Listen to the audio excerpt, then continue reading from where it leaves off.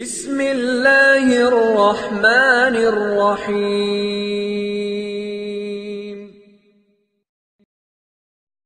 بسم اللہ الرحمن الرحیم وبہ نستعین۔ نسیم صبح کا پیغام لے کر حاضر خدمت ہیں۔ آج بات کرنا چاہیں گے ہمارا دوست، ہمارا استاذ اور ہمارے شیخ و مرشد کیسے ہونے چاہیے۔ یہ ایک بہت ہی ضروری ٹاپک ہے، اس پر گفتگو ہونا بہت زیادہ ضروری ہے، کیونکہ ان تین قسم کے لوگوں سے بہت سارے لوگوں کا اور ان کی بعض قسموں سے ہر ایک کا واسطہ پڑتا ہے۔ جیسے دوستوں سے ہر ایک کا واسطہ پڑتا ہے، اب دوست اچھے بھی ہوتے ہیں برے بھی ہوتے ہیں۔ استاذ سے بھی ہر ایک کا واسطہ پڑتا ہے، چاہے وہ دنیاوی امور میں کسی کو استاذ بنایا گیا ہو یا کسی دینی مقصد سے کسی کو استاذ بنایا گیا ہو۔ شیخ و مرشد کے حوالے سے بھی بہت سارے لوگ کسی نہ کسی بزرگ سے بیعت کرتے ہیں یا کسی بزرگ کی تلاش میں رہتے ہیں کہ کیسے کوئی ایسے بزرگ ہمیں مل جائیں جن سے ہم بیعت کریں۔ تو آج ہم بات کرنا چاہیں گے اسی اہم ٹاپک پر۔ شروع کرتے ہیں کہ ہمارا دوست کیسا ہو۔ تو یاد رکھیے، دوست ہمارا کم سے کم ایسا ضرور ہو جو ہمیں برائیوں کے راستوں سے بچاتا ہو اور نیکی کے راستے پر لاتا ہو۔ برائی کے راستے سے روکتا ہو اور نیکی کے راستے پر لاتا ہو، اس میں جہاں دینی امور شامل ہیں وہیں دنیاوی امور بھی شامل ہیں۔ دینی امور کی تو بات سمجھ میں آ گئی، نماز چھوڑنے سے روکتا ہو، روزہ چھوڑنے سے روکتا ہو، روزے کی طرف بلاتا ہو، حج زکوٰۃ اور اعمال صالح کی طرف بلاتا ہو۔ اور لیکن دنیاوی امور کے اعتبار سے کیسے آپ نے بات کہی، آپ کے ذہن میں یہ بات شاید آئے گی۔ تو میں آپ کو بتاؤں کہ ایک اچھے دوست کی نشانی یہ ہوتی ہے کہ جب آپ کو ضرورت پڑے تو وہ مخلص بن کر، بے غرض بن کر، اس کی کوئی غرض نہ ہو، خالص دوستی میں آپ کے لیے نثار ہو کر، آپ کے لیے قربان ہونے کا جذبہ لے کر آپ کو کسی بھی مصیبت کے راستے سے آپ کو بچانے کا کام کرے، اور جس راستے سے آپ کو کوئی بھلائی پہنچ سکتی ہو، دینی لحاظ سے ہو یا دنیاوی لحاظ سے ہو، اس کی طرف آپ کی رہنمائی کرے۔ یاد رکھیے گا، آپ کے دوست کے اندر یہ کوالٹی ہونا نہایت ضروری ہے۔ اگر آپ کا دوست آپ سے اس لیے دوستی رکھتا ہے کہ آپ بڑے مالدار ہیں، روز روز اس کو کچھ کسی اچھے ریسٹورنٹ پر کھانا کھلاتے ہیں، چائے پلاتے ہیں، جب اس کو پیسوں کی ضرورت ہوتی ہے تو آپ اس کی مدد کر دیتے ہیں، اگر اس نے آپ سے اس لیے دوستی کر رکھی ہے اور جس دن آپ کی جیب خالی ہو اس دن اس کے تیور بدلے ہوئے ہوں، یہ مطلبی دوست ہو سکتا ہے۔ اس لیے اس کو پہلے چھان پھٹک لیجئے۔ اگر یہ مطلبی دوست ہے تو پھر سمجھ لیجئے جب آپ کو ضرورت پڑے گی یہ آپ کے ہاتھ آنے والا نہیں ہے، چونکہ یہ کامیاب دوست نہیں ہے، اس لیے اس سے اعراض بھی آپ کے ذمہ ضروری ہے، اس سے بچاؤ، اس سے دوری بھی آپ کے لیے ضروری ہے۔ میں نہیں کہہ رہا کہ رشتوں کو ختم کر دو، میں نہیں کہہ رہا کہ تعلقات کو ختم کر دو، میں نے ایسا نہیں کہا، لیکن مطلب سے ملنے والا دوست آپ کی مصیبت میں کام آنے والا نہیں ہوگا، یہ بات میں کہنا چاہتا ہوں۔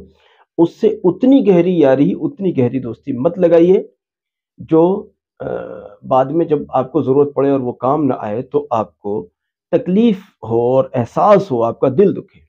دوسری بات، جہاں دوست کی کوالٹی یہ ہو وہیں دوستی کیسی ہو یہ بھی ذرا سا میں ذکر کرتا چلوں، یہ ٹاپک کے اعتبار سے ہے، موضوع کے مناسب ہے، کہ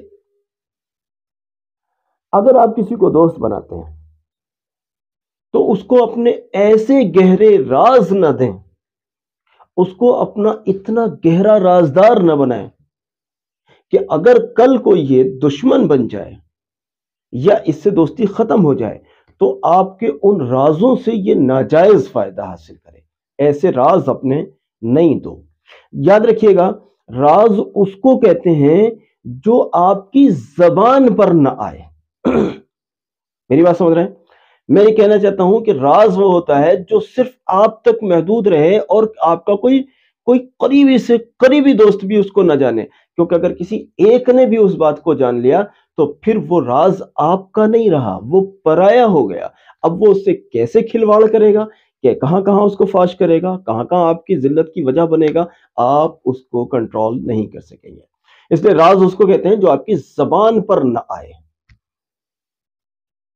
تو جب کسی کو دوست بنائیں تو اس کو ایسے گہرے اپنے راز نہ دیں کہ اگر کل کو اس سے دشمنی ہو جائے یا مخالفت ہو جائے یا دوری ہو جائے تو آپ کے رازوں سے وہ فائدہ اٹھا کر آپ کو نقصان پہنچائے۔ اور ایسے ہی ساتھ جس روایت میں اس کا ذکر کیا ہے وہیں یہ بھی ذکر ہے کہ اگر کسی سے دشمنی ہو تو ایسی دشمنی نہ کریں، اس کو ایسے ڈیفیٹ نہ دیں، اس کو اس طرح سے نقصان نہ پہنچائیں، اس کو ایسے ذلیل نہ کریں کہ اگر کل کو اللہ کے فضل سے دشمنی ختم ہو جائے اور دوستی ہو جائے تو وہ آپ کو یوں کہے کہ یار آپ دوست تو بہت اچھے ہو آج کل، لیکن جب آپ دشمنی پر تھے تو آپ نے مجھے یوں بھی نقصان پہنچایا، ایسے بھی نقصان پہنچایا، یہ بھی تکلیف پہنچائی، یہ بھی میرے رازوں کو فاش کیا، یہاں بھی مجھے ستایا، پھر آپ کو شرمندگی ہوگی۔ اس لیے اگر کسی سے دشمنی ہو تو ایسی گہری دشمنی نہ ہو جائے کہ کل اگر دوستی ہو جائے تو آپ کو شرمندگی اٹھانی پڑے، اور اگر کسی سے دوستی ہو تو ایسے راز اس کو نہ دیں جو اگر کل کو یہ دشمنی پر آ جائے تو آپ کے رازوں سے کھلواڑ کرتے ہوئے یہ آپ کو ذلیل کرے یا آپ کو نقصان پہنچائے۔ دوست اور دوستی دونوں باتوں کا میں نے ذکر کیا، اس کا بڑا اہتمام آپ کو رہنا چاہیے۔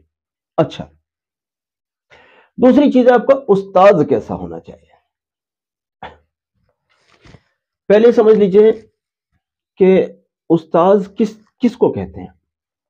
استاذ دراصل اس ایک اہم شخصیت کو کہتے ہیں زندگی میں جو ہمیں کارآمد باتیں یا زندگی کو کامیاب بنانے کے فارمولے سکھاتے ہیں، ایسی شخصیت کو استاذ کہتے ہیں۔ اب وہ کوئی بھی چیز ہو سکتی ہے، کوئی بھی شخص ہو سکتا ہے، والدین بھی ہو سکتے ہیں بعض اوقات، ہاں والدین بھی ہو سکتے ہیں، اور بلکہ تو حدیث میں تو کہا گیا ہے کہ پہلا مدرسہ ماں کی گود ہے، اور جب پہلا مدرسہ ماں کی گود ہے تو پہلا استاذ کون ہے؟ ماں۔ پہلا استاذ ماں ہے، پھر باپ ہے، پھر بہت دنیا کے بہت سارے وہ ٹیچرز یا وہ لوگ جن سے ہم کچھ نہ کچھ سیکھتے رہتے ہیں ہر دن، وہ آپ کے حق میں مخلص ہونے چاہیے، آپ کے حق میں مخلص ہونے چاہیے۔ دوسری بات یہ ہے، آپ کئی بار اپنے بچوں کے ٹیچرز منتخب کرتے ہیں، وہ آپ کے بچوں کو ٹیوشن دیتے ہیں، آپ کے بچوں کی تربیت کرتے ہیں، پہلے اتالیق ہوتے تھے، تو ان کا شریعت کا پابند ہونا ضروری ہے۔ اگر وہ شریعت کے پابند نہیں ہے تو وہ آپ کے بچے کو بھی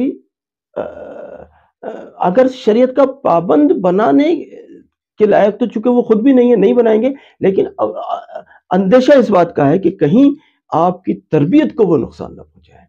آپ نے بچوں کو شریعت کا سبق دیا ہے اور وہ استاذ کہیں اس سبق کو خراب نہ کر دے۔ اس لیے آپ کے بچوں کے استاذ چاہے جس بھی چیز کا وہ استاذ ہو، وہ جہاں ایک طرف مخلص ہو وہیں اس کا دیندار ہونا بھی ضروری ہے۔ اور یہی بات آپ ہر ایک شخص کے لیے، مرد کے لیے، عورت کے لیے، بچے کے لیے، بوڑھے کے لیے، کیونکہ علم حاصل کرنے کی کوئی عمر نہیں ہے، پوری زندگی انسان سیکھتا ہی رہتا ہے، کچھ نہ کچھ، چاہے دنیاوی امور، دینی امور، کام کی باتیں، غیر کام کی، کچھ نہ کچھ ہر دن سیکھتا ہے۔ تو ہر دن اس کا کئی ایسے لوگوں سے واسطہ پڑتا ہے جو اس کو کچھ نہ کچھ سکھا کر جاتے ہیں، تو ان کا مخلص ہونا اور دیندار ہونا ضروری ہے۔ اگر وہ دیندار نہیں ہوں گے تو نعوذ باللہ اس کا قوی اندیشہ ہے کہیں آپ کو بے دینی کے اسباق پڑھا کر آپ کی دنیا اور آپ کی آخرت کو کہیں ضائع نہ کر دیں۔ تیسری بات میں مختصر بتا رہا ہوں ورنہ کلپ بہت لمبی ہو جائے گی، ورنہ ان میں کا ہر ایک ٹاپک ایسا ہے کہ ایک ہی ٹاپک پر ایک کلپ بننی چاہیے تھی۔ تیسری بات ہے ہمارے شیخ و مرشد کیسے ہوں۔ اس کے سلسلے میں میں پہلے یہ بات کہوں گا، ہمارے یہاں جس علاقے میں، جس معاشرے میں ہم رہتے ہیں، یہاں بعض لوگ کسی اللہ والے سے بیعت کرنے کو پیری مریدی کا نام دے کر اس کو غلط رنگ میں پیش کرتے ہیں، اور وہ سمجھتے ہیں کہ یہ پیری مریدی تو بدعت ہے، لوگ ایسا سمجھتے ہیں، کچھ لوگ ایسا سمجھتے ہیں۔ یہ بالکل غلط سوچ ہے۔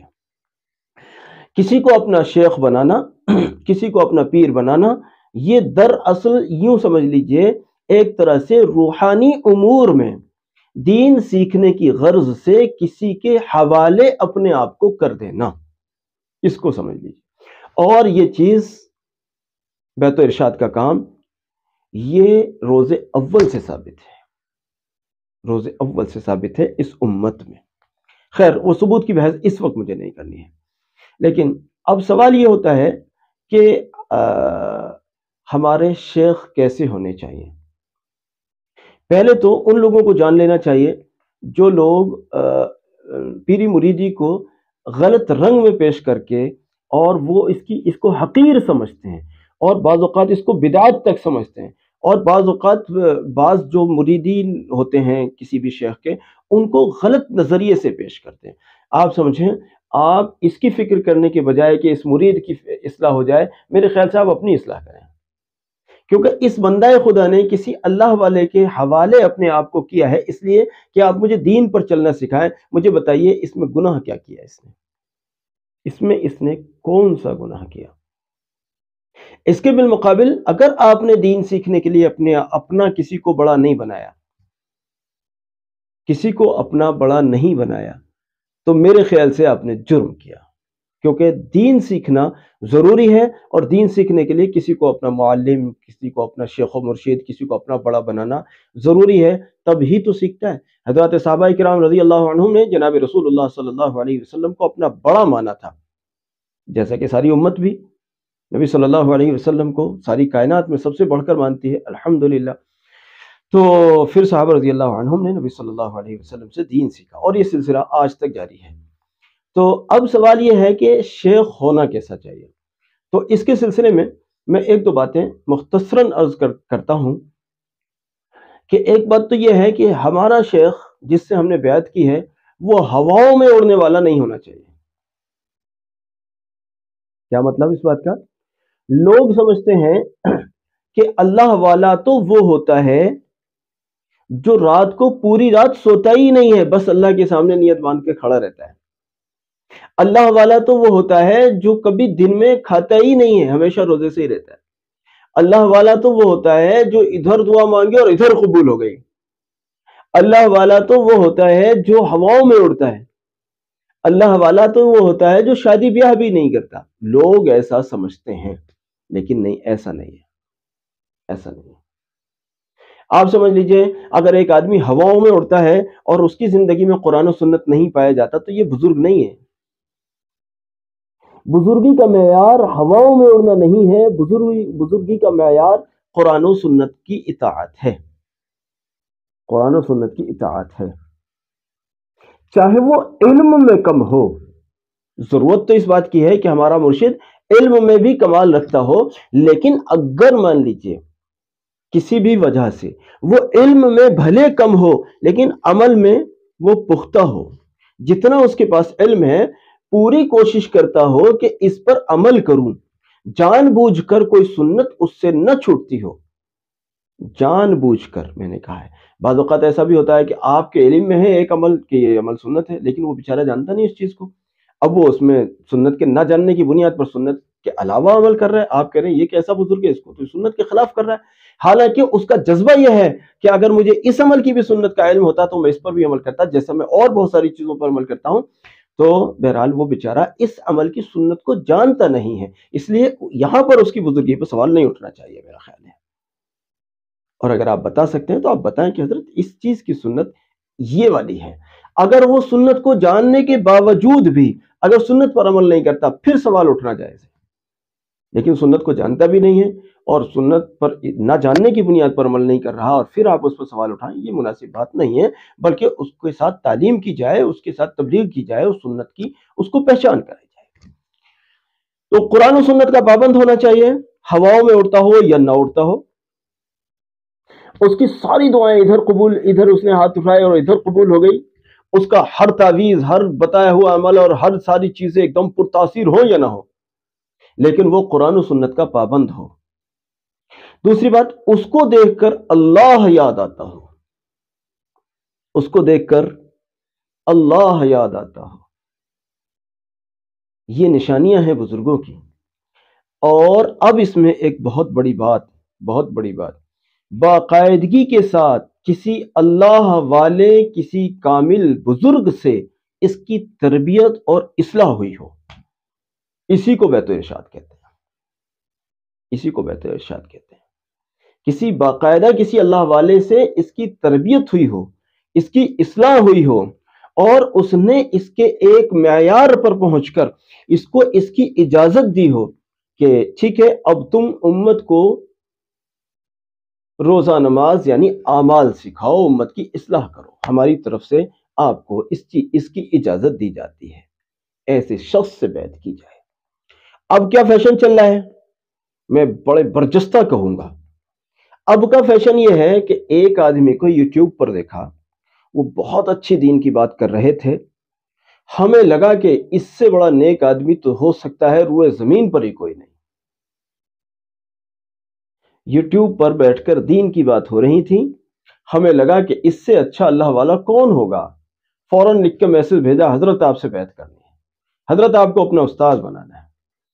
ہمارے مشائخ کا طریقہ تو یہ ہے پہلی ملاقات میں نہ بیعت کی جائے، نہ تو شیخ کو چاہیے کہ بیعت کریں اور نہ مرید کو چاہیے کہ پہلے دن ہی جا کر بیعت کر لیں. نہیں، یہ اجنبیت ہے. اگر ہو سکتا ہے یہ آدمی جس سے آپ بیعت کرنا چاہتے ہیں یہ ہو سکتا ہے آپ کی کسوٹی پر کھڑے نہ ہو، آپ جو کوالٹی اپنے شیخ کے اندر دیکھنا چاہتے ہیں ہو سکتا ہے کہ ان کے اندر وہ کوالٹی نہ ہو اور آپ ان سے ناواقف بھی ہوں. تو جب آپ چلتے رہیں گے، دو چار بار ان سے ملاقات ہوگی، تھوڑا سا کچھ معاملات آپ کے ان کے ساتھ ہوں گے، تو آپ کو ان کی تھوڑی سی پرکھ ہوگی. پھر اگر آپ کو لگتا ہے کہ ہاں یہ واقعی وہ شخص ہے جن کے ساتھ مجھے بیعت کرنی چاہیے، مرحبا آپ بیعت کریں. لیکن پھر اگر آپ کو ایسا لگتا ہے کہ نہیں یہ وہ آدمی نہیں ہے جیسے آدمی کی مجھے تلاش تھی، تو پھر آپ ان سے تعلق بنائے رکھنا اپنی جگہ رہا، لیکن بیعت کے لیے کسی اور کو تلاش کریں. کیونکہ پہلی چیز ہے اعتقاد. اعتقاد اگر اس آدمی کے ساتھ آپ کا اعتقاد، جس کو حسن ظن کہتے ہیں، اگر اعتقاد آپ کا مضبوط ہے تو اس کی بری بات بھی آپ کو اچھی لگے گی. حالانکہ یہ اندھی عقیدت بھی نہیں ہونی چاہیے کہ وہ گناہ کر رہا ہے اور آپ بھی پھر بھی کہہ رہے ہیں کہ صاحب واہ واہ جی واہ جی واہ میرے شیخ و مرشد. ارے نہیں یار، ایسا نہیں چلتا. گناہوں کی گنجائش نہیں ہے بطور خاص. پہلے تو اسلام میں ہی گناہوں کی گنجائش نہیں ہے، لیکن بطور خاص جو حضرات یہ سمجھ لیجئے کہ اصلاحی کاموں سے جڑے ہوئے ہیں، ان کو تو بطور خاص گناہوں سے بچنے کی ضرورت ہوتی ہے. تو پہلی بات رہی کہ آپ کا دوست کیسا ہو، دوسری بات رہی آپ کا استاذ کیسا ہو، اور تیسری بات رہی کہ آپ کے شیخ، آپ کے مرشد، آپ کے پیر کیسے ہوں. صرف میں پھر کہوں گا اپنی بات کو دہراتے ہوئے، صرف یوٹیوب پر دیکھ کر نہ کسی کو برا سمجھا جا سکتا ہے نہ کسی کو اچھا سمجھا جا سکتا ہے. اس کی مثال یوں سمجھیے، پچھلے دنوں ہمارے ایک عزیز مجھ سے کہہ رہے تھے کہ میں اپنے آفس میں بیٹھا ہوا تھا. انہوں نے مجھے اپنا واقعہ سنا کہ میں اپنے آفس میں بیٹھا ہوا تھا، غالباً 2 یا 3 خواتین ان کے اسٹاف میں رہی ہوں گی، وہ یا جو بھی ان کا مسئلہ رہا ہوگا، بہرحال وہ کسی غرض سے ان کے آفس میں آئی اور انہوں نے اپنا کوئی مسئلہ پیش کیا. جس بھی غرض سے وہ آفس آئی ہیں انہوں نے اپنا مسئلہ پیش کیا. اب ان صاحب نے آفس میں ان خواتین کو درود شریف کی تلقین کی اور انہوں نے کہا کہ ان کا لباس کچھ مغربی طرز کا تھا یا پھر بہرحال کم سے کم اسلامی طرز کا نہیں تھا.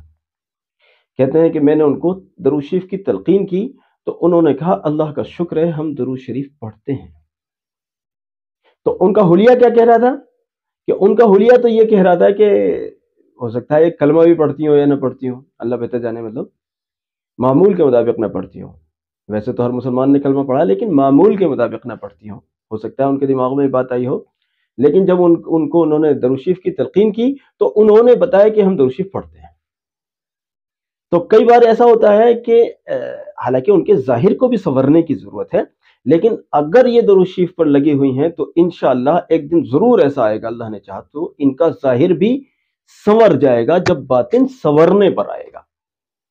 تو عزیزو، کئی بار ہم یوٹیوب پر کچھ ایسے لوگوں کو دیکھتے ہیں کہ جن کو ہم بہت حقیر سمجھتے ہیں. یار یہ کیسا آدمی کیا کام کر رہا ہے. میں نے دیکھا تھا ایک مرتبہ جنید جمشید صاحب کسی کوئی پروگرام میں شریک ہوا. اصل میں نے جنید جمشید صاحب کو جو صحیح معنوں میں جانا ہے ان کی وفات کے بعد جانا ہے، صحیح بات ہے یہ. تو میں نے دیکھا وہ کسی پروگرام میں شریک ہوئے، وہاں ایک صاحب کچھ وہ ہنسی مذاق ٹائپ کچھ پروگرام تھا، اس میں وہ شریک ہوئے. کون جان سکتا تھا کہ یہ آدمی جو ہنسی مذاق کر رہا ہے یہاں بیٹھ کر، یہ آدمی ایسا دیوانہ ہو سکتا ہے؟ ٹھیک ہے، ہنسی مذاق کا ان کا پروگرام ہے، چلو بات ختم ہوئی، تھوڑی سی پرانی بات ہو گئی۔ اب ایک روز ان صاحب کا نام مجھے نہیں معلوم، کیا نام تھا ان کا پتہ نہیں، ٹھاکر صاحب شاید کچھ کر کے کچھ تھا، نہیں معلوم مجھے۔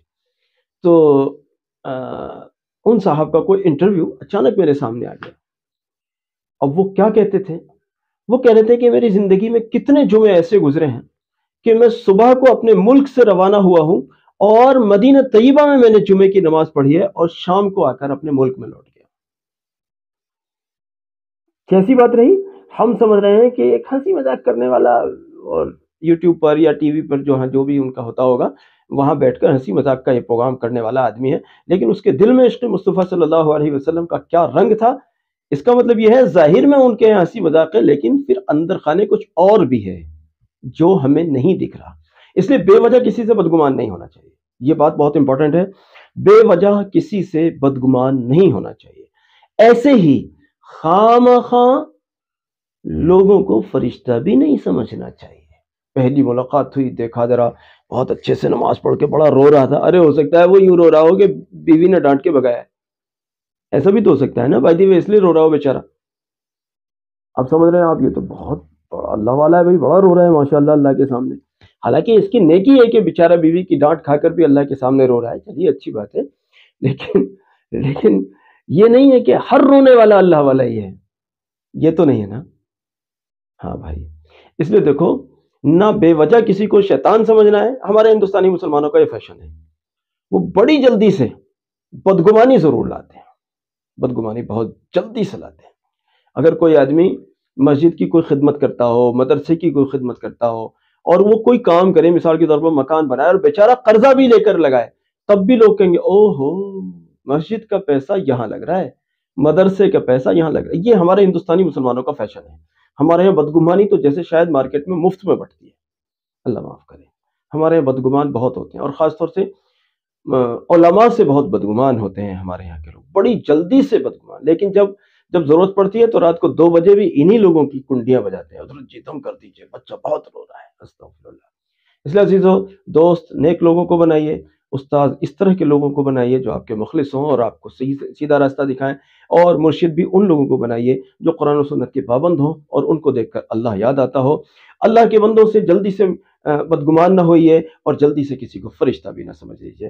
ہمارے اس پیغام کو ساری امت تک پہنچانے میں ہمارے معاون بنیے۔ جزاک اللہ۔ السلام علیکم ورحمۃ اللہ۔